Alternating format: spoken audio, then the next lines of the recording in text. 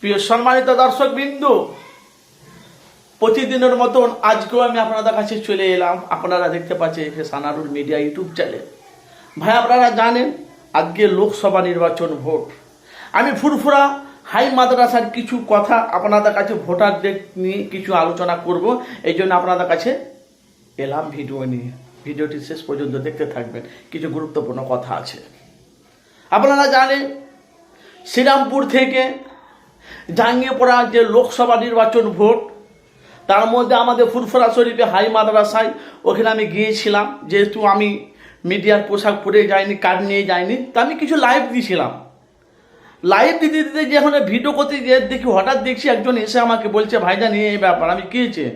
বলছে ওখানে আমরা ভোট দিচ্ছি, তা বয়স্ক মানুষ ভোট দিতে পারছে না, সে আঙুলটাকে নিয়ে বিজেপিতে টিপে দিয়েছে, সঙ্গে সঙ্গে বিজেপি এতে ভোটটা পড়ে গেছে। তো আমি ওকে বললাম, ভাইজান আমি তো কার্ড নিয়ে আসিনি, আর আমি ভেতরে যেতে পারবো না, যেহেতু আমি একটা আর্জেন্ট দরকার এসেছিলাম। তো দেখছি তো লোক সংখ্যা বেশি, আবার এখানে কল্যাণ বানার্জি এসেছে, কল্যাণ বানার্জি ভিডিও আমি করেছি। আর তার আগে নওশাদ সিদ্দিকী ভোট দিয়ে চলে গেছে, মিডিয়াদের মুখোমুখি কিছু বলে আলোচনা করে মানে বেরিয়ে চলে গেছে। তো আমাকে বলছে, ভাইজান আপনাদের কাজটা তো এটাই। আমি তো অবশ্যই ভাইজান, কিন্তু আমি এসেছিলাম অন্য কারণে। তা আমি মনে হয় জানি তো 2টোর পর সময় আসবে, তাহলে আমি মানুষের কাছে বাস্তবটা তুলে ধরবো।